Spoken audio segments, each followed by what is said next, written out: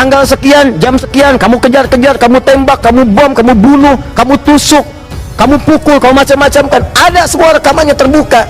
Aku turunkan kalimat tobat lengkap dengan kisah tuntunannya. Kenapa kamu nggak tobat? Mau jawab apa? Allah sudah kasih cara pulang tapi nggak digunakan.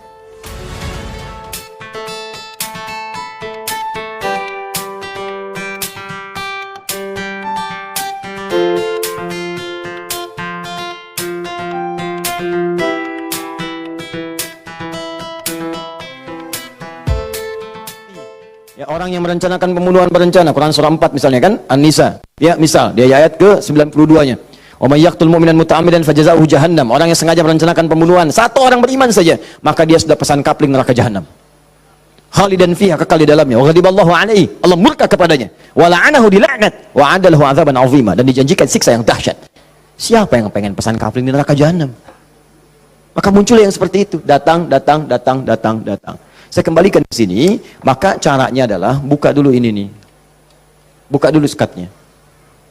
Tidak ada yang sempurna. Makanya Nabi Adam ketika kemudian ditempatkan di surga, surga ujian ya, bukan surga yang akan kita tempati. Dari mana dalilnya Ustaz? Karena di surga nanti kita itu sudah nggak ada ibadah lagi. Nggak ada ibadah. Nggak ada yang salat lagi, nggak ada yang puasa lagi. Cukup di dunia aja. Di akhirat tinggal mendapatkan hasilnya. Kita panen nanti. Ya. Ya jangan terlampau soleh, cita-cita di surga supaya bisa sholat tahajud. Allah, terlampau soleh. Udah tahajud di dunia aja, nyampe sana tinggal nikmati. Tinggal dinikmati. Kebiasaan dunia masuk semua. Ya Allah, makan nikmat, pengen anggur, nggak usah jauh-jauh, tinggal ngambil. Masya Allah. Ustaz merokok boleh nggak? Oh, silakan, ambil apinya di neraka.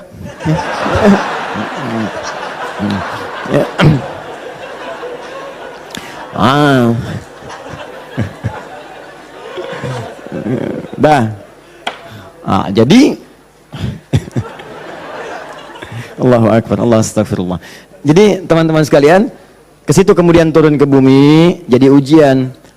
Digodalah oleh setan, fawaswasalahum syaitan, digoda oleh setan. Singkatnya ketika digoda itu, kemudian godaan itulah yang menjauhkan Nabi Adam dan pasangannya dengan Allah Subhanahu wa taala. Turunlah terpeleset, turun ke bumi.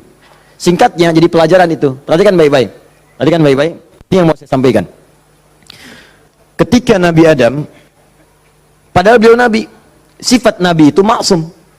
Kenapa diperkenankan oleh Allah berbuat salah pada saat itu dengan sifat kemanusiaannya? Padahal beliau Nabi. Awas hati-hati. Ternyata bukan karena sifat kenabiannya, tapi sebagai contoh bagi anak cucunya yang bukan Nabi, yang tidak punya sifat maksum. Jadi kalau nggak diberikan contoh begitu, tidak ada jalan bagi kita bagaimana cara mengembalikannya. Makanya dibuat kisah dalam Al-Quran itu, disampaikan, bukan dibuat kisah, kisahnya ada, disampaikan ke kita, diberitakan. Ini dulu Adam dengan sifat kemanusiaannya salah, padahal dia Nabi, maksum, bisa dijaga oleh Allah. Kenapa diperkenankan salah? Untuk menunjukkan ibrah, pesan kepada kita, kalau salah, begini cara kembalinya. Maka ketika berbuat keliru itulah diturunkan kalimat pertamanya, untuk mengangkat sekat ini. Jadi kalau nggak pernah diangkat, ini hubungan dengan Allah itu tersekat. Diangkat sekat ini, apa yang diturunkan pertama kali? Kalimat untuk mengembalikan kepada yang jernih. Asal jernih begini, ditutup begini, dikembalikan lagi. Sesuatu yang dikembalikan ke awal dengan cara yang baik disebut dengan tabayatubu. Sifatnya disebut dengan taubah. Awas. Hati-hati. Maka Allah turunkan kalimat pertama ketika turun ke muka bumi. Kalimat pertamanya, Quran surah kedua ayat 37. Fatalaqa Adamu min rabbihi kalimatin fataba alaih. Maka Allah turunkan kalimat taubat. Taubat itu maksudnya kembali kepada jalan yang baik. Tadi tersekat, buang sekatnya, balikin lagi ke awal. Ya, fataba alaih, maka diterimalah jalan kembalinya itu. Kalau sudah balik lagi silahkan, pengen apa aja diberikan.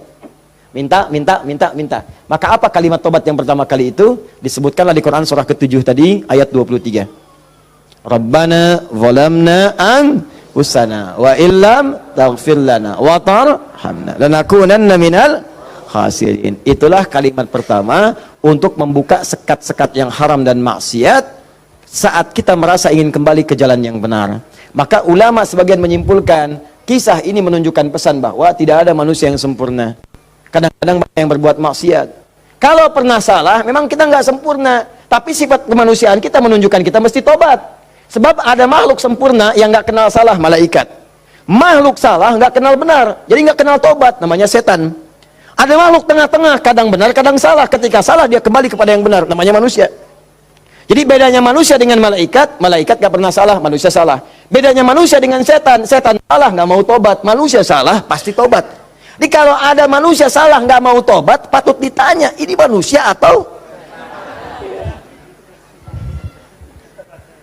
sifatnya. Jadi kita mesti tanyakan, lihat di cermin. Kalau Anda pernah punya salah, pasang cermin yang besar, tanya, kamu ini manusia apa setan? Manusia. Setan. Manusia. Setan. Saya manusia. Saya mesti tobat.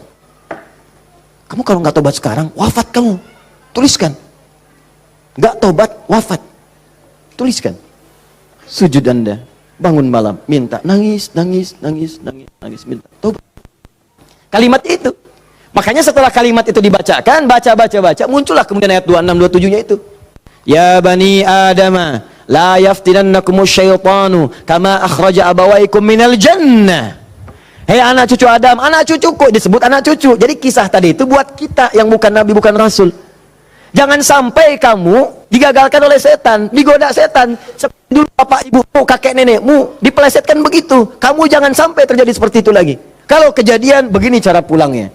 Makanya kalau ingin berdoa, pertama kali sebelum meminta lulus ujian kah, lancar rezeki kah, damai di rumah tangga, buka dulu sekatnya. Supaya apa yang kita minta mudah masuk semuanya. Jelas? Buka. Kalimat pertama standarnya, Rabbana zalamna anfusana wa illam taghfir wa tarhamna lanakunanna minal. Ini yang paling standar, dosa standar. Ya, dosa standar itu jangan dipahami harus dilakukan, tidak. Ya, kalau dikerjakan, begini awal membuka sekatnya. Paham? Saya cepat. 2, agak naik level dosanya. Ini satu contoh dosa ini agak besar yang ini. Bahkan dosanya bisa lebih dahsyat kalau direncanakan, diniatkan. Misal, maaf ya, maaf. Saya pun mengagendakan nanti di tahun ini mudah-mudahan bisa Allah berikan kesempatannya. Saya pengen juga bisa safari ke pesantren-pesantren, ya, lembaga permasyarakatan, ya, Sukamiskin misalnya, kemana lagi, bisa lihat. Saya pengen sampaikan kepada mereka bahwa Anda nggak ada yang sempurna. Tidak ada yang sempurna. Semua orang pernah berbuat salah. Cuman kita bisa berubah. Dan banyak di masa lalu orang yang banyak salah.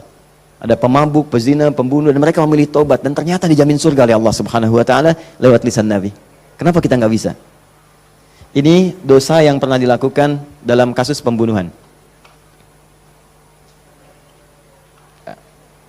Kalau yang ini tidak sengaja, sifatnya tidak sengaja. Ini contoh, diperkenankan oleh Allah sebagai contoh. Kalau orang berbuat seperti itu, bagaimana cara baliknya? Kenal Nabi Musa? Kenal. Luar biasa, Nabi Adam kenal, Nabi Musa kenal. Jangan-jangan Fir'aun juga kenal. Ya Allah. Saya tuh kalau Fir'aun suka ingat suka bumi itu, hubud dunia. Suka bumi, hubud dunia. Suka hubun, bumi dunia. Saya tanya di panggung, ada yang kenal Fir'aun? Kenal, Masya Allah. Di sini masih agak mendingan lah Nabi Adam, Nabi Musa. Sana Fir'aun. Nabi Musa paham semua kisahnya. Secara singkat, kemudian sedang beliau berpetualang. Secara singkat ya, jalan menemukan 2 orang berselisih. Berselisih sampai mau berantem, dipisah sama Nabi Musa. Dipisah. Udah dipisah sama beliau, pisah, jangan begini, ini nggak bagus. Dipisahin singkatnya. Saat dipisahin itu, ini belum ada pengangkatan sebagai nabi, ya. Saat dipisahkan itu, tiba kemudian ternyata salah satu yang berselisih itu adalah dari kelompoknya, kampungnya lah, golongannya, sama-sama tanah kusir misalnya gitu kan. Malah ngadu, Musa kamu gimana? Kamu kan teman saya, sekampung kita nih, ini merendahkan kita nih. Ayo keroyak bareng-bareng. Ini provokasi kata Musa, diluruskan oleh Musa, diluruskan. Begitu diluruskan, masih ngotot, diberi pelajaran, tampar oleh Musa. Nabi Musa itu kekuatannya, teman-teman sekalian, setiap nabi itu punya kekuatan 10 kali laki-laki biasa. Dan Nabi Musa terkenal sebagai nabi juga yang paling kuat. Tampar, wafat. Musa. Alhamdulillah Nabi kita Nabi Muhammad. Ya, Nabi Musa juga baik, semua nabi baik, semua nabi baik. Ingat, jangan dipotong kalimat saya, nabi kita semuanya baik. Semua baik, semua baik, semua baik. Semuanya baik, semuanya baik. Baik, tampar, wafat. Begitu ditampar, padahal Musa melakukan sesuatu yang benar dan nggak ada niat memberi pelajaran aja, niat yang memberi pelajaran bagus, bang, benar. Tapi begitu kemudian dia wafat, ada perasaan bersalah. Apa doanya kemudian pada saat itu diabadikan dalam Al-Quran? Rabbi inni zalamtu nafsi faghfirli Yang indah fataba alaih. Rabbi inni zalamtu nafsi. Ya Allah, aku salah. Zalim saya. Padahal nggak diniatin loh Pak, Bu. Nggak diniatin. Cuman kejadian gitu kan. Nah itu belum ada pengangkatan sebagai nabi, belum. Nanti diangkatnya setelah bertemu nanti kisah yang lainnya.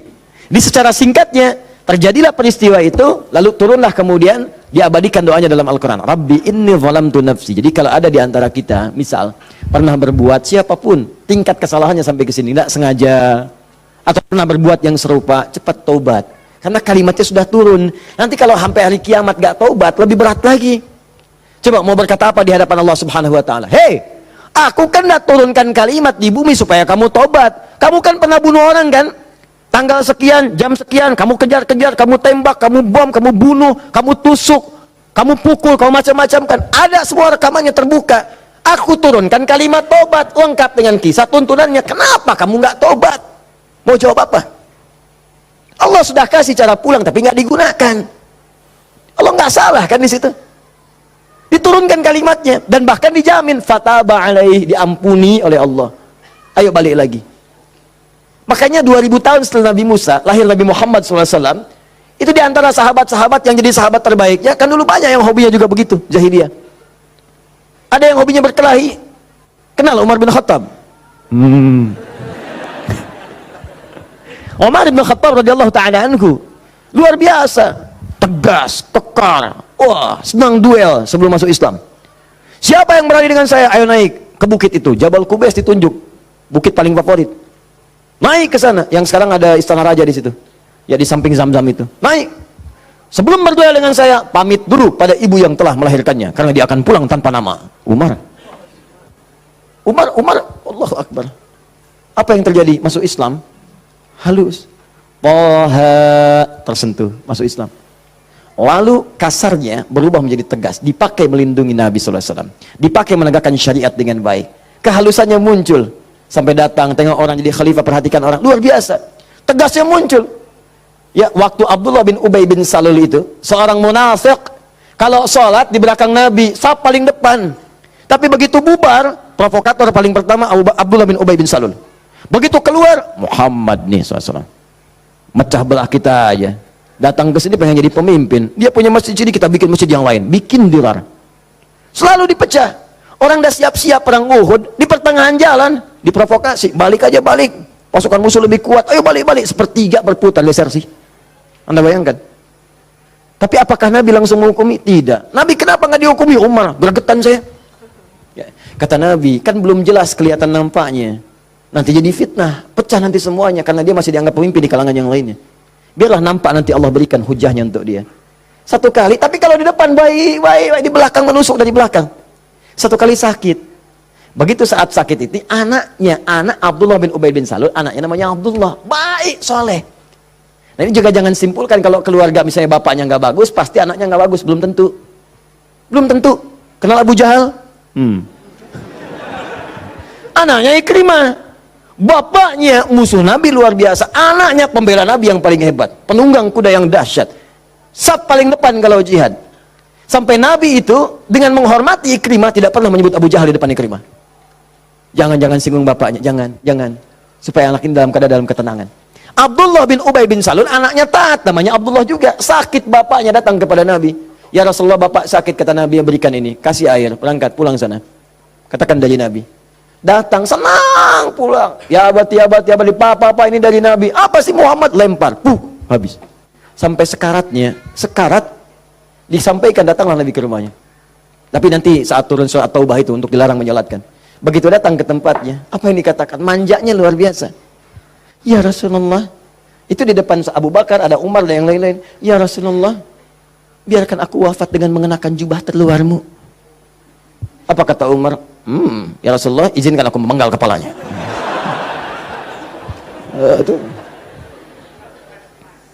Cuman jubah aja kok, pakai. Dia meninggal.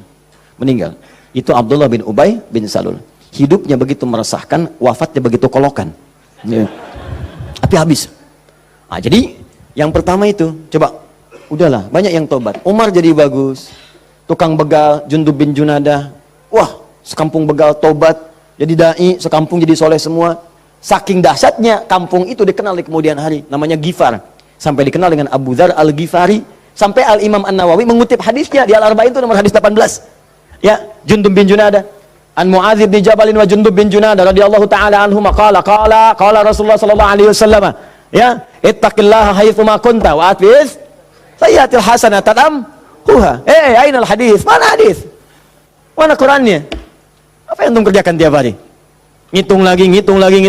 Mana bakal antum tuh pulang? Minimal sehari satu hadis.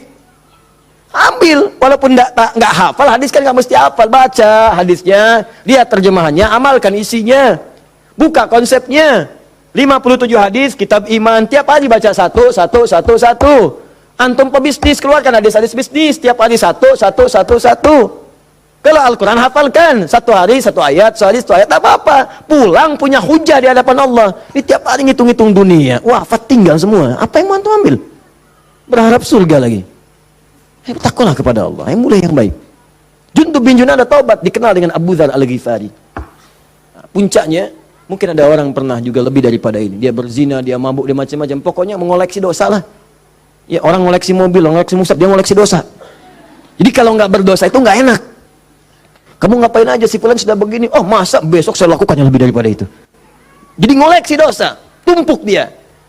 Yang begini pun itu masih diberikan kesempatan Allah dengan oleh Allah diturunkan satu kalimat yang kalau dikerjakan, diamalkan isinya, diterima taubatnya.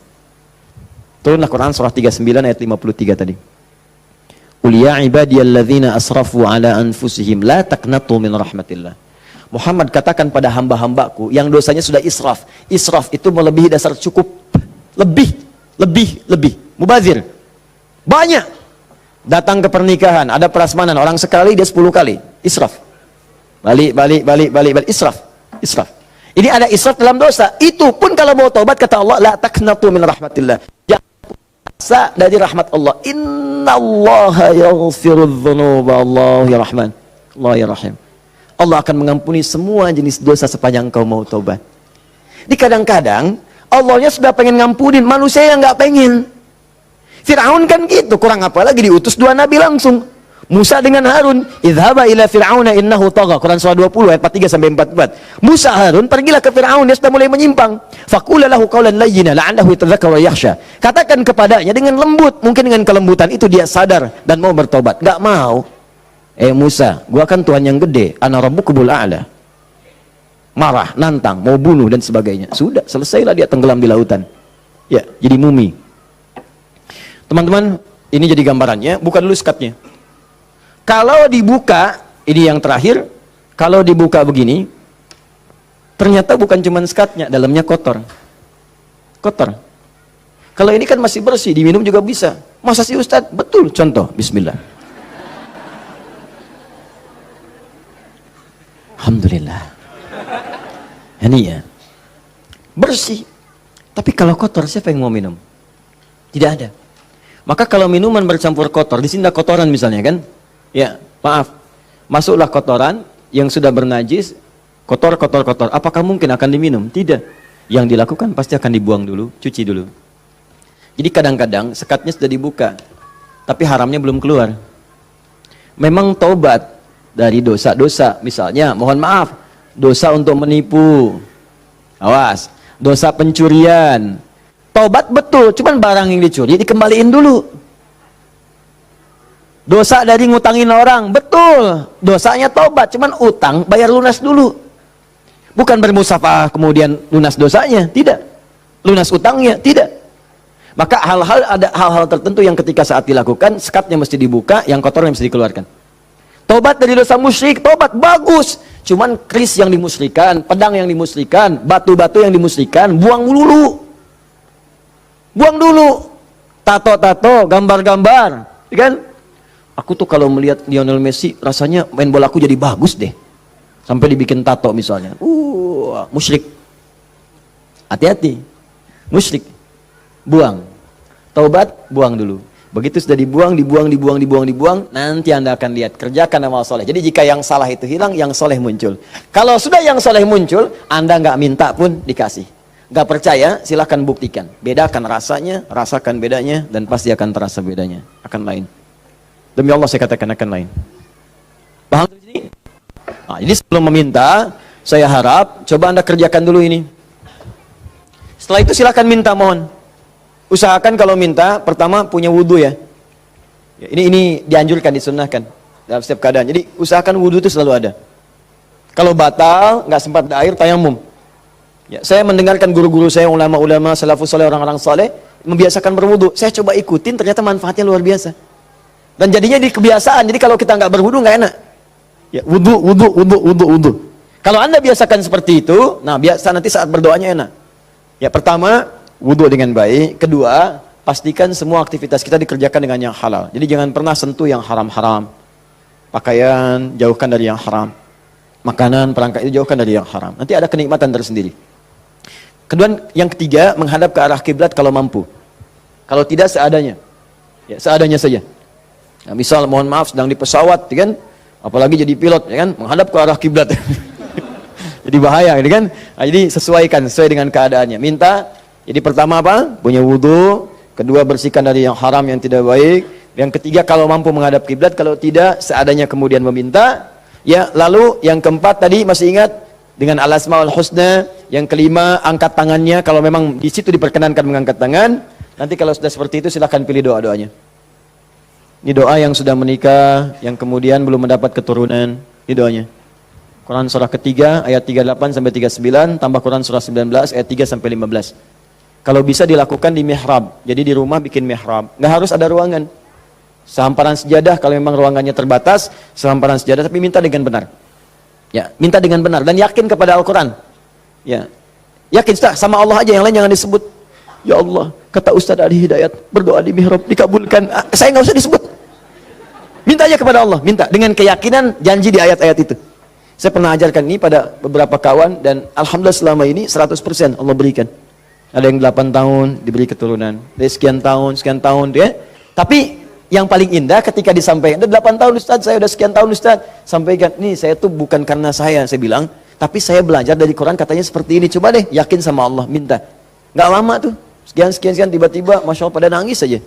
Dipotoin mihrabnya, potoin sejadahnya, potoin macam-macamnya. Cobalah, wallahu a'lam, mungkin Anda termasuk bagian itu, kalau memang bagian dari ujian yang Allah titipkan. Ini doa kalau sakit, pegang yang sakitnya, kalau yang ringan-ringan, capek, pegel, macam-macam, kan? Dan seterusnya Quran surah 26 ayat 80. Doanya Nabi Ibrahim, wa idza maridtu fahuwa yashfin. Kalau aku sakit pasti Allah sembuhkan. Pasti Allah sembuhkan. Pasti Allah sembuhkan.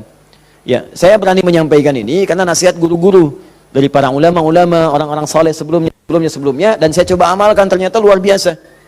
Ya, apa Anda nggak kira ceramah dalam sehari 4, 5 kali, 6 kali. Kadang ceramah suaranya luar biasa. Harus kadang-kadang teriak-teriak yang nggak jelas tuh kan. Kadang-kadang serak, saya pernah 1 kali. Ini yang paling dahsyat tuh di Kalimantan, suara habis hilang. Seperti itulah. Pokoknya nggak ada suara. Hilang. Hilangnya itu sore. Jam 5:30, 6. Ngisi ba'da maghrib. Anda bayangkan? Kebayang? Baik. Jadi ngisi ba'da maghrib hilang jam 5:30, 6. Apa yang saya lakukan? Saya ingat ayat ini. Saya pegang aja. Pegang, wa idza maridtu fahuwa yashfin, wa idza maridtu fahuwa yashfin. Ya Allah, kalau saya sakit pasti Engkau sembuhkan. Engkau yang titipkan tugas ini, Engkau yang berikan perangkatnya, Engkau yang amanahkan, Engkau pasti akan berikan kemudahan. Fa idza maridtu fahuwa yashfin.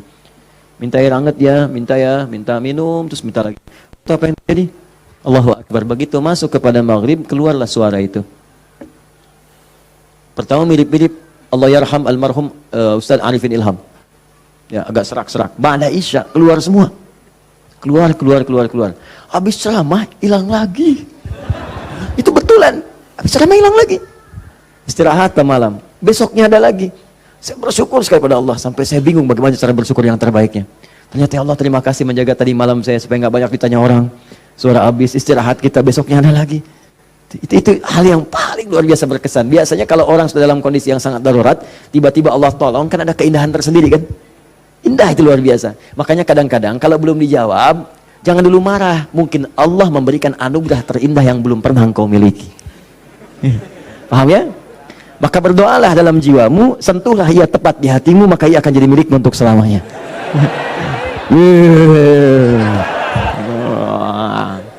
Catat. Nah, kalau penyakitnya parah, kata dokter nggak bisa, yang ini Quran surah 21 ayat 83 sampai 84. Ini sering saya sampaikan. Kalau umum, semua umum pengen baik-baik umum, ya inilah. Yang tadi kata antum sapu jagat ya. Berarti banyak di Quran doa supaya anak misalnya rajin sholat, keluarga bagus, turunan baik, doa sejak dalam kandungan. Ada sebuah, saya pernah sampaikan kok dalam keterangan yang cepat ya. Disilahkan, ada banyak indeks sekarang, ada banyak buku-buku, tinggal dikeluarkan. Kalau saya boleh pesan, sebetulnya kalau mau komplit, beli aja buku hadis. Ya, nggak mahal kok. Antum tuh lebih senang pulsa dibandingkan ilmu. Heran saya orang sekarang. Dulu orang ketemu ulama minta doa, sekarang minta foto. Aduh, sampai saya juga kepikiran apa nyetak aja yang banyak ya. Ustaz minta foto nih gitu.